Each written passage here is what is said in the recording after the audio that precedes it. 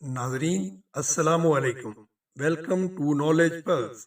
अगली सुबह चंगेज खां के एलची के साथ शाही ऐवान की तरफ चल दिया। शाही ऐवान इस वादी के एक सिरे पर चंद खूबसूरत खेमों पर मुश्तमिल था। पहाड़ी के ऊपर जाने वाली सड़क के नीचे सिरे पर दाएं और बाएं इंसानी खोपड़ियों से दो बुलंद मीनार तामीर किए गए थे, और सड़क के दोनों किनारों पर नीचे से ऊपर तक खोपड़ियों की कितारें बनाई गई थीं। ताहर के चेहरे से इसके तासुरात का अंदाजा लगाते हुए तातारी अफसर ने कहा, ये सिर्फ बड़े बड़े सरदारों की खोपड़ियां हैं। इन्हें इनकी हैसियत के मुताबिक जगह दी गई है। निचले तबके के लोगों की खोपड़ियां यहाँ नहीं लाई गईं। ऊपर खाने आजम के खेमे के सामने आप इन हुक्मरानों और फौजी रहनुमाओं की खोपड़ियों का अनबार देखेंगे, जिन्होंने हमारी अजमत के सामने सरबसजूद होने से इनकार कर दिया।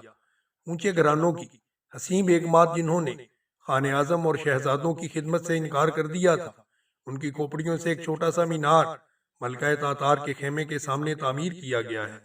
पहाड़ी पर चढ़ते हुए कहा, वो देखिए, इस पहाड़ी पर खाने आजम का आलीशान महल तामीर हो रहा है। इन पहाड़ों में आला किस्म के पत्थर नायाब हैं। मैंने सुना है कि बगदाद, बुखारा और समरकंद की इमारतों में बेहतरीन किस्म के सुर्ख और सफ़ेद पत्थर लगाए गए हैं। ताहर ने जवाब दिया, लेकिन वो पत्थर खूबसूरत होने के अलावा सख्त भी हैं।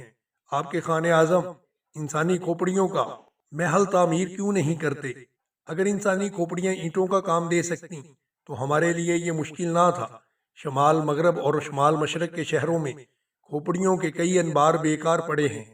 पहाड़ी की चोटी पर एक कुशादा और हमवार मैदान में बेशकीमत कालीन बिछे हुए थे, और इस मैदान के तीन अतराफ खैमों की कितारें थीं। जा बजा पहरेदार नंगी तलवारें लिए खड़े थे। एलची दरमियान के खेमे के सामने रुका और ताहर को बाहर ठहरा कर अंदर दाखिल हुआ। थोड़ी देर के बाद वापस ताहर को अंदर ले गया। तो कुशादा कमरों में गुजरने के बाद ताहर तीसरे और निस्बतन छोटे कमरे में दाखिल हुआ। कमरे के एक तरफ कोई 4 बालिश्त ऊंचा चबूतरा था, जिस पर बेशुमार कलीन बिछे हुए थे, और ये बहुत ही कीमती थे। चबूतरे के नीचे एक कितार में चंद ताज रखे थे। कमरे में एक उम्र रसीदा शख्स, जो अपने जुब्बा और दस्तार से एक मुसलमान आलम मलूम होता था, खड़ा था। उसने आगे बढ़कर ताहर की तरफ मुसाफा के लिए हाथ बढ़ाया और कहा, मैं खाकाने तातार की ममलकत में अपने एक मुसलमान भाई का खैर मकदम करता हूँ। ताहर ने उसके साथ मुसाफहा करते हुए अपने जिस्म में एक कपकपी सी महसूस की और कदरे हैरत के बाद कहा, आप यहाँ क्या करते हैं?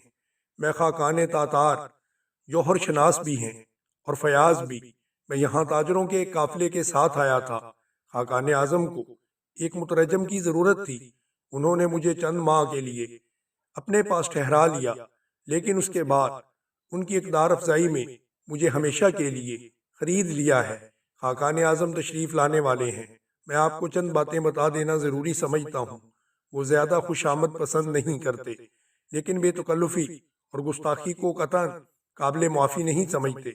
अगर आप तातारी जुबान में बात करेंगे तो वो आपसे बहुत खुश होंगे। अगर आप तातारी जुबान में बात करना नहीं जानते हों तो उन्हें चीनी जुबान भी पसंद है। इन दोनों जुबानों के बाद खाकाने आजम फारसी को तरजीह देते हैं। वो इस जुबान के चंद अल्फाज सीख चुके हैं, लेकिन अरबी जुबान से इन्हें वहशत होती है। ताहर ने जवाब दिया, मशवरे का शुक्रिया, लेकिन मैं तातारी और चीनी जुबान से नावाकिफ हूँ।